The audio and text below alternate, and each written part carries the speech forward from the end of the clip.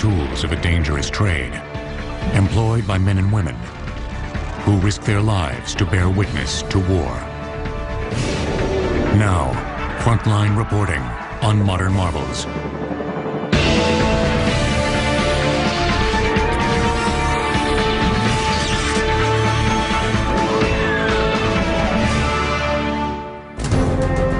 In March 2003, a military convoy rolled across the desert in Iraq, the first wave of a ground attack by the United States against the regime of Saddam Hussein.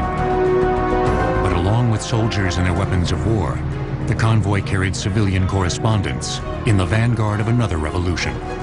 Equipped with satellite phones, video phones, and portable uplinks, these Frontline reporters could transmit the sounds and sights of war in ways never previously employed on a battlefield.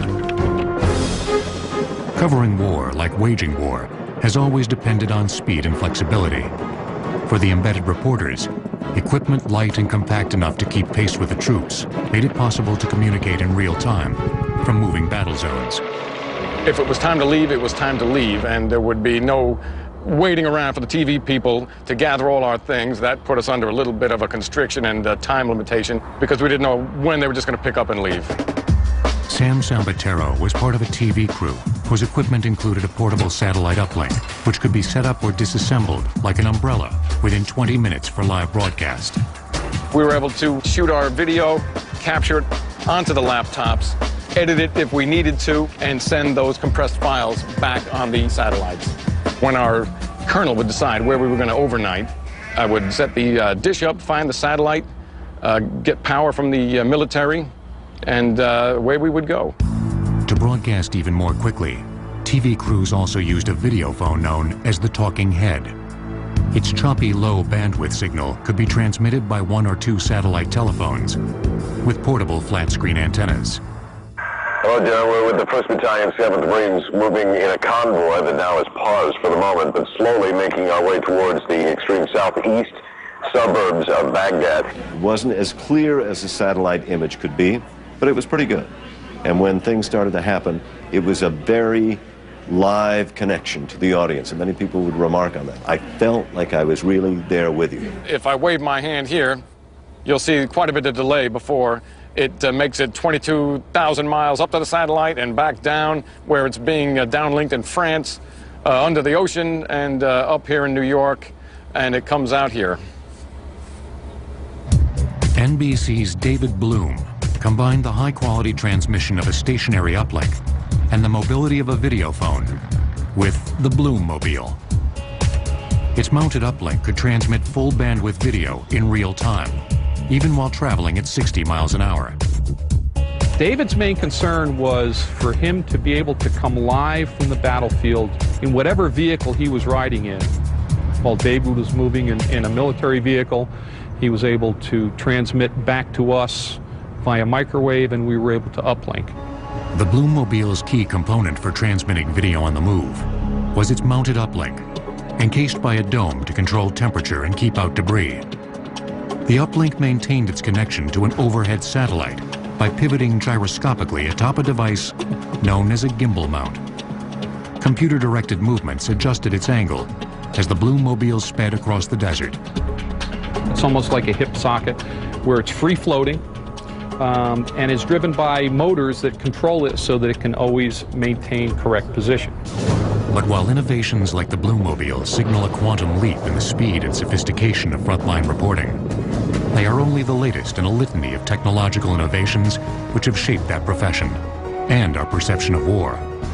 And although the tools of the trade keep changing, the historic mission of frontline reporting has remained remarkably constant. Reporter is doing the same thing he or she has always done, getting the story and communicating it to the people, either by a typewriter or a computer, or now by satellite and voice. But their basic fundamental job is still to get the facts and report them. Reports from the front lines of war are nearly as old as war itself. For centuries, those chronicles were the exclusive province of military men, usually written long after the fact. The Greek general Thucydides set the standard in the 4th century BC with his 8-volume history of the Peloponnesian War. Julius Caesar's accounts of Roman battles inspired a lineage of soldier scribes that include both Napoleon and his chief adversary, the Duke of Wellington. Dispatches from the Boer War in 1899 helped make the reputation of a young British officer named Winston Churchill. These kinds of guys were writing their own histories, and of course, to the winner goes the spoils, and they were writing history as they would like it to have been written. Pictures brought another dimension to these accounts.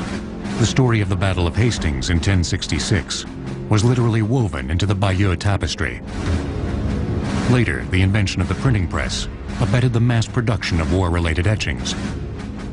Paul Revere's engraving of the Boston Massacre in 1770 helped spark resistance to British rule and fanned the flames of an incipient revolution. With the rise of newspapers and democracy, civilian war correspondents began to appear in the middle of the 19th century. London Times reporter William Howard Russell set the standard for those to follow. Covering the Crimean War in 1854, he revealed that British troops were poorly led and lacked rudimentary medical support. His vivid reports of military ineptitude, including the suicidal charge of the Light Brigade, caused a sensation in London, inspiring Florence Nightingale to lead a nursing service into the field, bringing down the Prime Minister, and selling newspapers by the boxload. Frontline reporting would never be the same. For the first time, there's a large contradiction and a gap between the official version of things and what somebody who was on site, someone who was there, was actually observing. And that was revolutionary. In Crimea, Russell wrote with a quill pen and sent his dispatches by horseback, train, or ship. But by the time he arrived to cover the American Civil War in 1861, the logistics of his craft had been transformed by an astonishing invention: the telegraph. A coded electrical signal could travel at nearly the speed of light, and with 50,000 miles of wire set up across the eastern states for that purpose, its primacy was undeniable. As hundreds of reporters flooded the battlefield, eager to scoop the competition, the telegraph altered the style of their work. Since speed was essential, the climax of their stories came first, the beginning of the so-called inverted pyramid style of reporting. The technology is new. A line could be cut at any moment. You could lose the transmission, and reporters are encouraged to get as much of the most important information, the punchline, if you will, in at the top as they possibly can. And that's really the beginning of the format of news that we have to this day. The telegraph also helped introduce frontline reporting's historic counterweight: government censorship. The office of President Lincoln's Secretary of War, Edwin Stanton, manned all northern telegraph stations and examined each dispatch. Stanton also suspended newspapers and banned correspondence from the front. By 1864, he was issuing his own reports to newspapers in the form of a war diary. The government was very proactive in trying to influence. I suppose today we would call it spin, but they censored heavily. They put out a lot of releases. They tried to catalog the successes on the battlefield. Reporters preferred covering battles with easy proximity to a telegraph station, ensuring that campaigns such as those led by General Ulysses Grant, close to the nation's capital, received more coverage than those further afield, such as Sherman's march through Georgia. The reporters were joined at the front by photographers like Matthew Brady, who utilized a wagon as a portable darkroom. Since newspapers of the time lacked the ability to print photographs, Brady exhibited his in urban galleries. His cameras required exposures between 3 and 60 seconds, making action photos impossible. So Brady and others altered still scenes for dramatic effect, placing a rifle beside a corpse and dragging dead bodies to more picturesque locations. Brady is accused of taking a hand and planting it strategically so that the body or the look of the scene was gruesome enough. And to their minds, they were thinking, well, this actually reflects what happened in this battle. Newspapers also valued drama over accuracy. As one Chicago Times editor told reporters, telegraph fully all news you can get, and when there is no news, send rumors. The reporting in the Civil War era, right after the telegraph comes in, is particularly sensational. It's particularly bad. It's not a proud chapter in American journalism. And I think the reason is this feeling of experimentation with the new. For all that, the Civil War proved conclusively that war was good for business. News of a battle could quintuple a paper's circulation. So in decades to follow, newspapers sent reporters to cover conflicts in far-flung locales, while publishers such as William Randolph Hearst provided enthusiastic support. Lobbying for an American entry to the Cuban Revolution in 1897, Hearst sent illustrator Frederick Remington to Havana with these instructions: "You furnish the pictures, I'll furnish the war."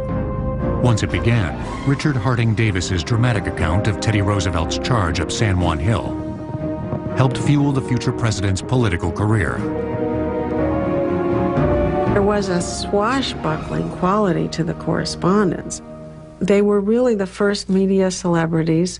They loved the role of war correspondents, much as Teddy Roosevelt relished the role of swashbuckling soldier. The power of the press was able to elevate people to a much larger degree than there is today. The country was smaller, newspapers carried much more weight, the influence was profound, and there was a political agenda in almost all circumstances.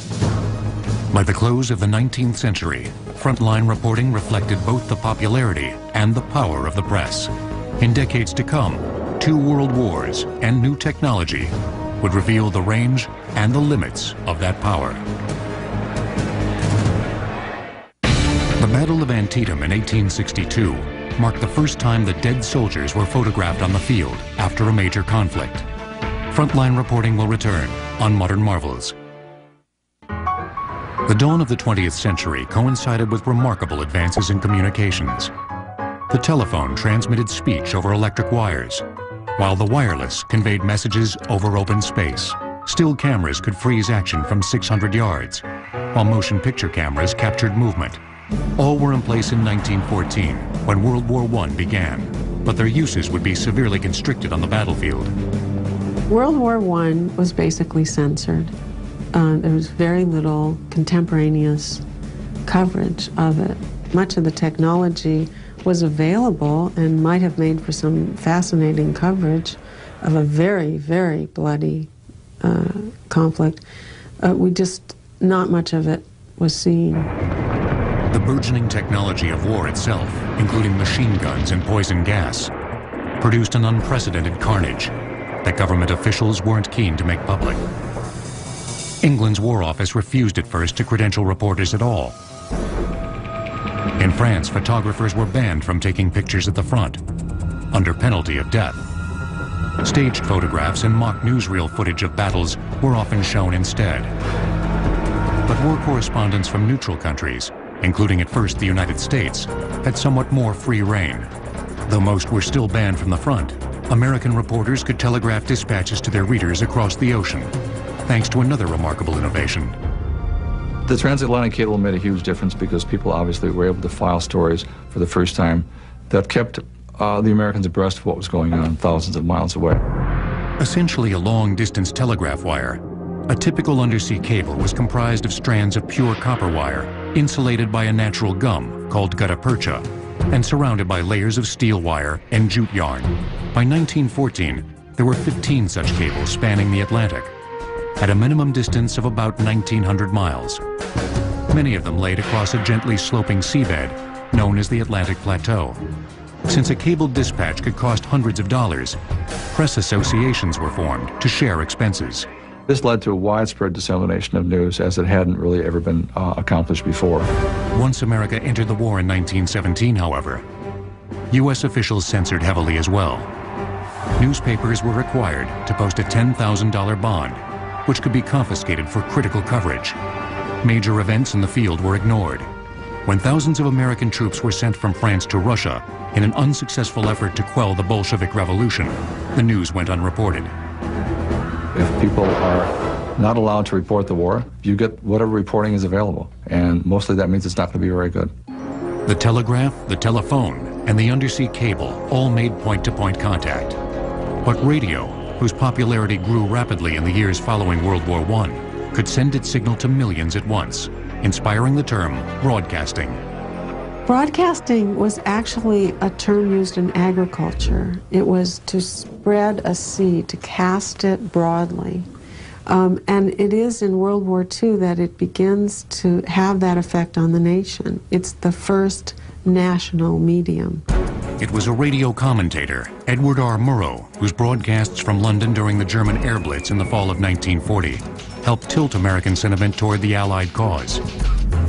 Once the U.S. entered the war in 1941, thousands of radio and print reporters, cameramen, and photographers merged into the first wave of officially embedded war correspondents. The press wore uniforms, underwent military training, and accompanied troops to battle.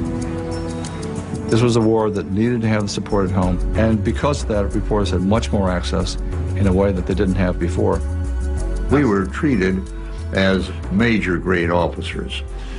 So we had the use of officers' quarters, officers' communication facilities, personal communication, and that sort of thing. As the military depended on reporters to tell its stories, reporters often depended on the military to deliver them. After typing copy from behind the front lines, they sent it to press headquarters via military courier. Other methods of delivery in Europe varied with location. Of course, there is normally no civilian communication facility available. So it was whatever the military made available. From the Navy, that was sent by the Navy radio communications as far as Gibraltar. From the land standpoint, we filed through the Army, and again, the military used their facilities to send our material back. Motion picture film and photographs were usually processed at military centers as well. Cameras and typewriters remained the standard tools in the field, despite radio's popularity. Shortwave transmissions could be obliterated by storms or sunspots, and were generally unreliable. Reporters who were broadcasting from the field, from the battlefield, from a war zone had more difficulty and were more prone to weather problems. Despite the close relationship between the American military and the press, every dispatch was passed through censors before being shipped home. In return, reporters got unprecedented access to briefings and strategy and an up-close view of the war. Censorship, I thought, was very intelligently handled in England during the war. In 1943, 8 London-based correspondents, including Walter Cronkite, became the first group of U.S. reporters to fly bombing missions over Germany. Though officially non-combatants, they were taught how to survive in high altitude, how to bail out, and how to fire a .50 caliber machine gun. Correspondents are supposed to be non-combatants and are not supposed to carry weapons. But the thought was with the Air Force, I think, that if they needed us on a gun, how were the Germans going to know whether we'd been firing a gun or not if we had to bail out of that airplane? For reporters, there was no lack of danger or courage on the front lines of war. On D-Day in 1944, some parachuted in with typewriters strapped on their backs. Photographers slipped condoms over their film packs to seal out moisture as they waded ashore on Omaha Beach in the midst of enemy fire. As someone wrote down on the battle landing at Normandy, the brave ones were shooting the enemy and the crazy ones were shooting film. Reporting wasn't limited to civilians. Photographers like the Army Air Corps' Jerry Cole shot pictures for both military and the public with a K-24 camera he installed in the ball turret of a B-17 bomber. Being down the ball turret, suspended underneath the B-17, was almost like having your own plane. You could point in any direction you wanted without having to tell the pilot to change course, and it was absolutely fantastic. And of course, knowing that you had 250 caliber machine guns there was also kind of exciting. Cole also shot photos from the B-17 by sticking his camera out an open window of the plane while traveling at high altitude at 200 miles an hour. What you do is move into the window like this and go out far enough until you felt the slipstream hit and your camera would sort of go like that, and you just come back about an inch or two and then you could take your pictures. This is the camera now in the shooting position where I have the ball centered in the crosshairs, and you're very fortunate that I'm using a camera, not twin .50 caliber machine guns. The invention of wire photo and radio photo services boosted the impact of war photography. A photoelectric cell could read a picture as it revolved on a horizontal cylinder, then send that transmission over phone lines or wireless. The result was nationwide photo news. Photographer Joe Rosenthal never saw the iconic image he captured of American soldiers raising the flag during the Battle of Iwo Jima. He simply sent his film to a military press center at Guam, where it was processed and transmitted to the mainland, appearing in hundreds of papers the next day. Published photographs became more graphic as the war progressed. At first, pictures of dead U.S. soldiers were prohibited. In a bid to boost public support for the war effort, however, President Roosevelt lifted those restrictions in 1943. It was okay to photograph pictures of the corpses of Germans and the Japanese soldiers, but not Americans. And Roosevelt felt that perhaps it was time to show Americans the grisly nature of what American soldiers were undergoing. World War II would be remembered as the Good War, a conflict in which political and military aims blended seamlessly with the duties of a free press. That harmony would be shattered in conflicts to come. 558 correspondents were accredited to cover the D-Day invasion in 1944, filing more than 700,000 words of copy in one day. Each wrote their obituary before departing. Frontline reporting will return on Modern Marvels. The end of World War II, the Good War, bequeathed the Cold War. That included a series of proxy conflicts backed by the United States and the Soviet Union, and covered by a new mass medium, television. Television was established in 10 million American homes by 1950, when U.S. troops went to war in Korea. But that conflict, which took place on harsh, forbidding terrain, far from major cities, and with few communications links, made timely coverage difficult. Transporting filmed reports could take days, even weeks. Partly as a result, TV coverage was all but absent. It was called the Forgotten War in part because it was very difficult for reporters to do something with this war and to cover it in the same kinds of ways they could cover other conflicts. It was very hard to get there. It was hard to get copy back. And it's not clear that the public had much appetite for hearing about it. Vietnam was another story. As the U.S. military presence grew in the early 1960s, the three major TV networks opened bureaus in Saigon and expanded their nightly newscasts from 15 to 30 minutes. We did take the war to people's dinner tables. We had film almost every night of battle circumstances. We had several cameramen in the field, and there was scarcely a major action that we didn't have some film on, maybe not the first day, but within the second day. People thought they were seeing war in real time. The sense of watching war in real time was an illusion. It took between 2 to 4 days for 16mm film to be shot, flown to New York, processed, and edited for airing. A TV field crew typically consisted of a correspondent and a film cameraman and audio engineer team, literally linked by cables. The cumbersome arrangement could be dangerous when bullets began to fly. We had two umbilical cables, a short one and a long one. Short one was about 20 feet, long one was 40 feet. If you did get into a firefight, which you're bound to because otherwise you wouldn't be out there, you'd usually use the 40-footer. So if you and your sound man got separated, he was behind one tree. If you're in the jungle, you were behind another. The cable would stretch, hence sound throughout. Once a battle began, the hefty mouse-eared film camera made an inviting target for enemy troops. They didn't know what TV is. They didn't know what a camera looked like. All they knew is in a sniper scope that that's a weird-looking thing. I know I better shoot that guy. Military film and still cameramen covered the war in Vietnam as well, often changing reels in the midst of enemy fire. I just kind of turned my back, crouched down behind something that I knew that would be good cover. Crouch down there, sit down, and take the film out, wrap it quickly into the container, and seal it up, take the new roll out, and load it into the camera, load it properly where it would work right, and all the time doing this, pay attention to what's going on around you. The cameraman or camerawoman is the most valorous of all of journalists. They've got to be out there in front where the action is, or they don't get the pictures. For camera operators, maintaining equipment in Vietnam's hot, humid climate was a chore. Wind-up motion picture cameras, which were spring-driven, were often used because battery-operated cameras couldn't survive the heat and moisture of the jungle. The rainy season required special precautions as well.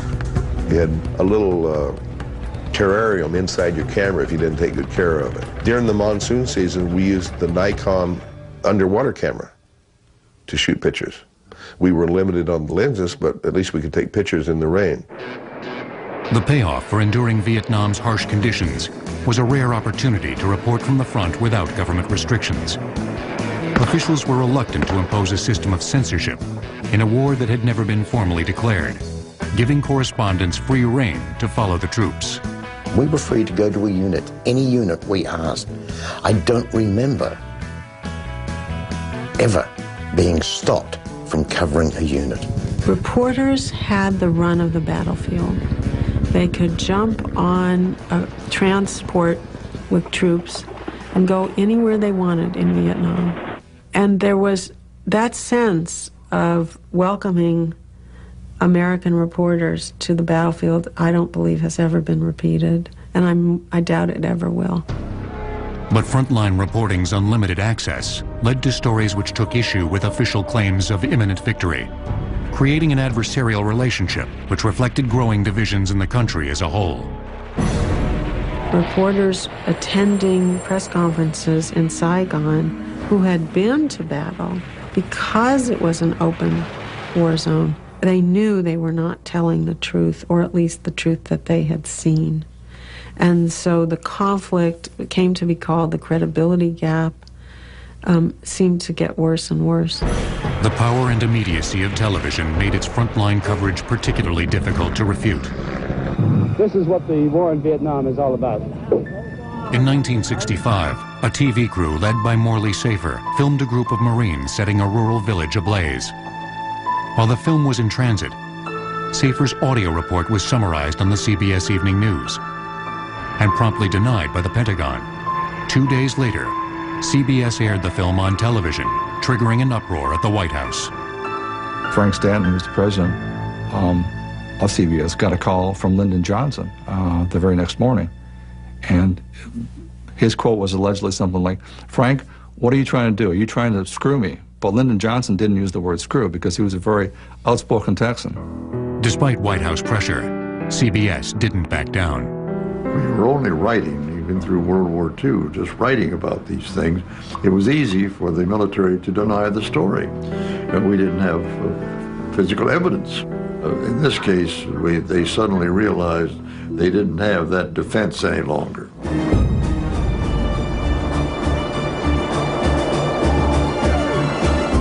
After the Tet Offensive in early 1968, CBS anchorman Walter Cronkite went to Vietnam and filed his own report, concluding that victory was nowhere in sight. We have been too often disappointed by the optimism of the American leaders, both in Vietnam and Washington, to have faith any longer in the silver linings they find in the darkest clouds. Watching the news that night, President Johnson told his aides, "If I've lost Cronkite, I've lost Middle America." 4 weeks later, he dropped a bombshell of his own. I will not accept the nomination of my party for another term as your president. That was the week, apparently, he was making up his decision that he wasn't going to run again. We know that that was the same week that he was besieging the Pentagon, demanding information. How could this thing happen? When you were telling me we were winning the war, had the same question in his heart that I had in mine. As in Crimea a century before, frontline reporting of an unpopular war through a popular medium had changed the political landscape. Lyndon Johnson had enormous political problems with these kinds of eyewitness reports that tell people what's going on. The Vietnam War would continue for 7 years, but by the time U.S. forces left Saigon amid televised scenes of chaos in 1975, many in the military believed that their open-door policy toward frontline reporting had been a mistake. It was one they were determined not to repeat. 64 journalists died in the Vietnam War. Approximately 50 U.S. correspondents died during World War II.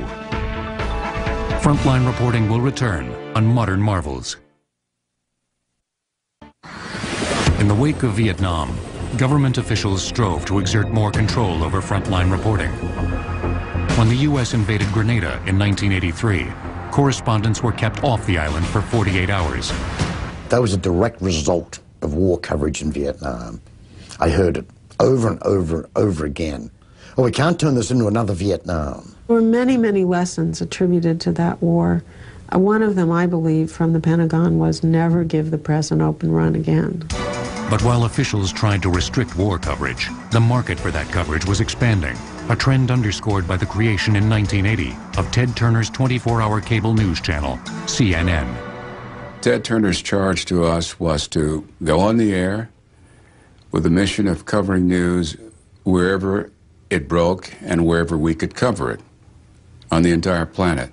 They could be on the air faster because they were 24/7. Nobody else in those days was 24/7. No one else was real time. CNN's search for live worldwide coverage coincided with the birth of commercial satellite providers like Pan Am Sat, which launched its first satellite into orbit in 1985. Up until that point, it was all government operators because it costs so much, first of all, to put a satellite up into space, and secondly, it costs quite a bit just to have the ground infrastructures. And the first customer was CNN, Ted Turner.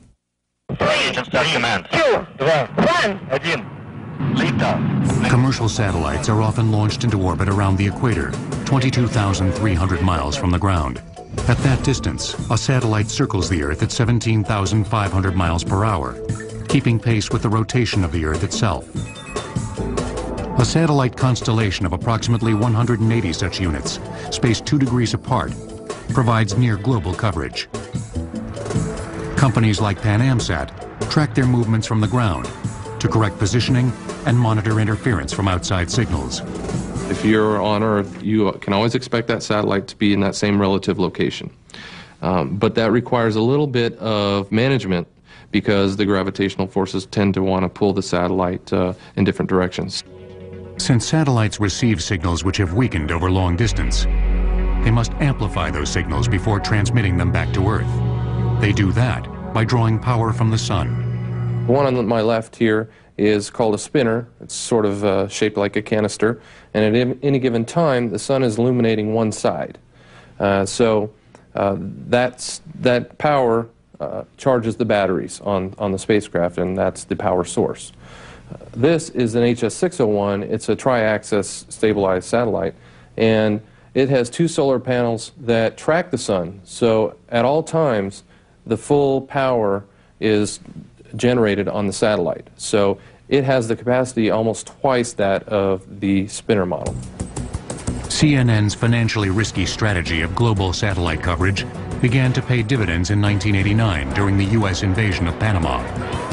While credentialed reporters were still largely kept away from the fighting, CNN's round-the-clock coverage of its aftermath redefined television's role. The more we covered those stories, the higher our profile rose. Satellite television also helped create a global audience for CNN. That became evident in the buildup before the first Gulf War in 1991, when CNN convinced the Iraqi government to let it set up an exclusive 4-wire phone connection in Baghdad that could send a radio signal to a satellite uplink in Amman, Jordan. We spent roughly $14,000 a day to keep the 4-wire up. And basically, this simple instrument allowed us to overshoot the telephone exchange complex in Baghdad, government-run and government-owned, and we went by microwave from Baghdad to Amman, to our bureau in Amman, and from Amman up on the satellite, down on the satellite into headquarters in Atlanta, and then back up on the satellites and around the world. This is an updated version of the famous 4-wire box that we heard a lot about during the first Gulf War with CNN. It gives you an amplified speaker for the people from the U.S. to talk, and you hear out of there, and when you hit a talk button, it amplifies your voice down the 4-wire line so they hear you back in the States. 2-way audio with amplification. If you're still with us, you can hear the bombs now. They are hitting the center of this city.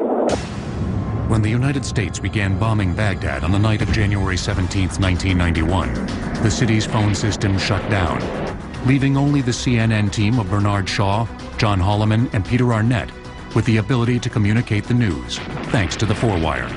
They also videotaped the bombing from the 9th floor of their hotel for future broadcast. Millions of citizens around the world and their leaders tuned to CNN to hear their exclusive coverage of a war unfolding around them.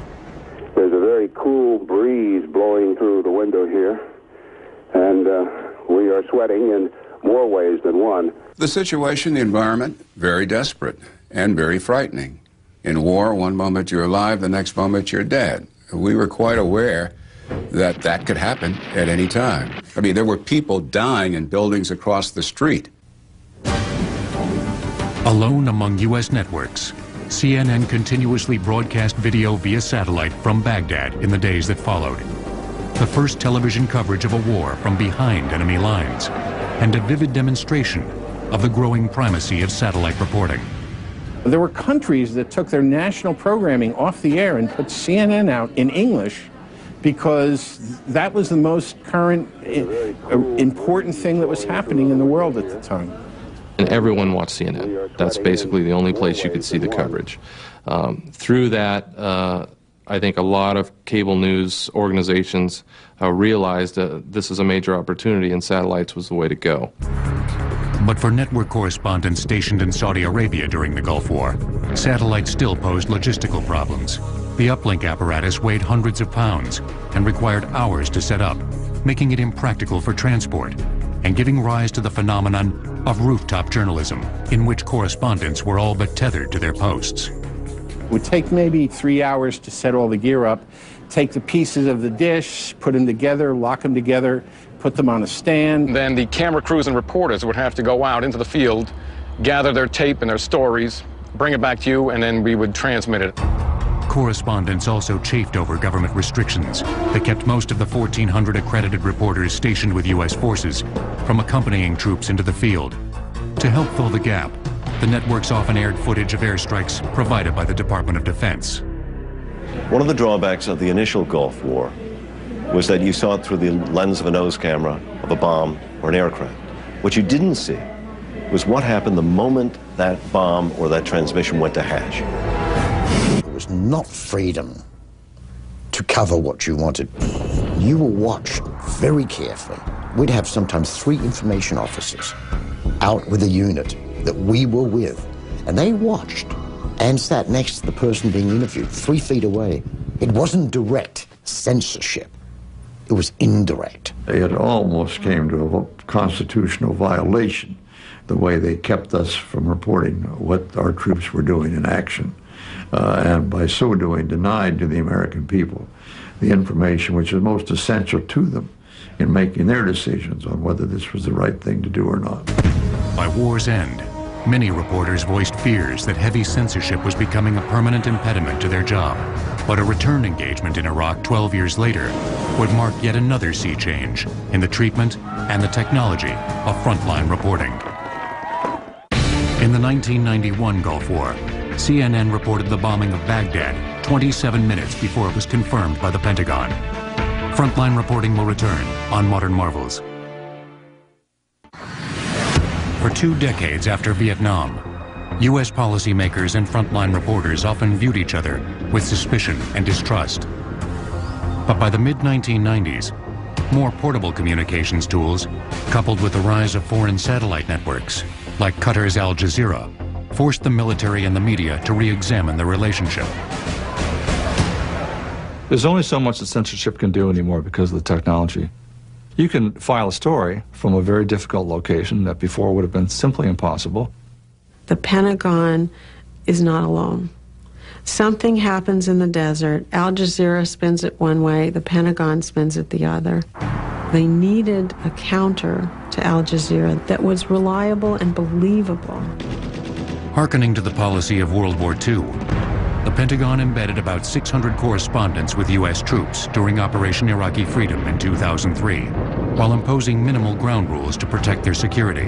One result was an unprecedented array of real-time coverage from a surprising source: still photographers.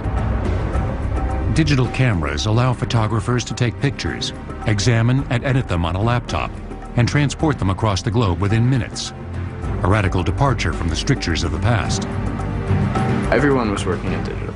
The whole point of taking digital is being able to transmit those images back in a timely fashion. And you end up taking a lot more than you would if you were just shooting film.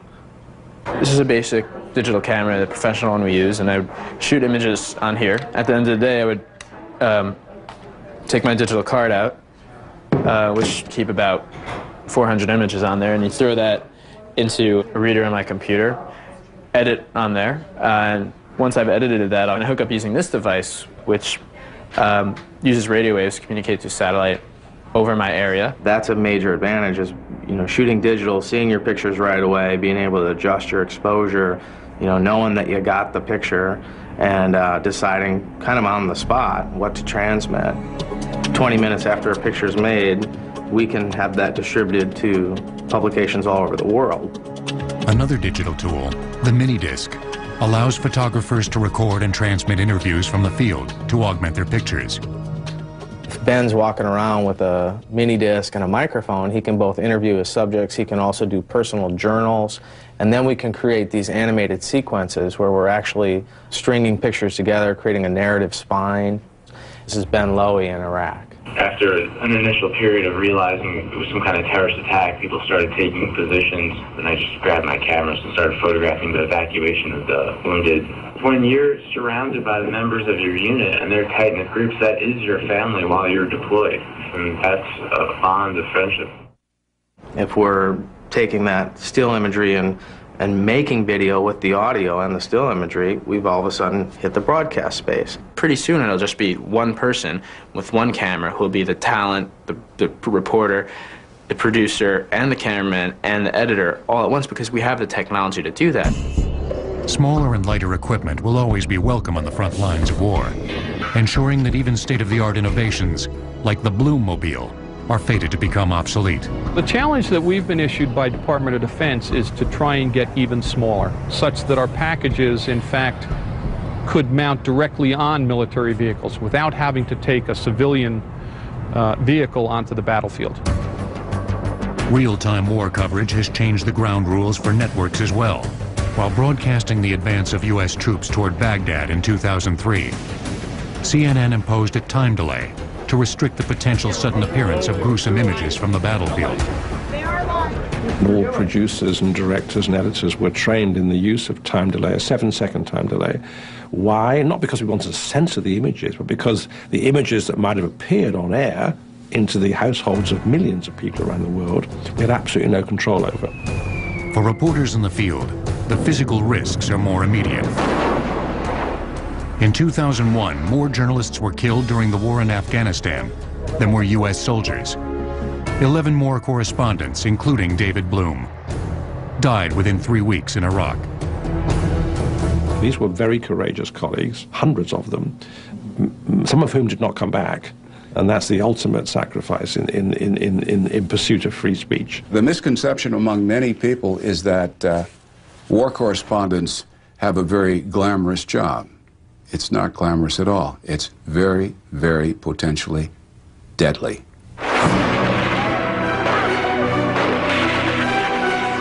There's no shortage of reasons why frontline reporters risk life and limb in the world's most dangerous zones, while bearing witness to extreme displays of heroism and horror.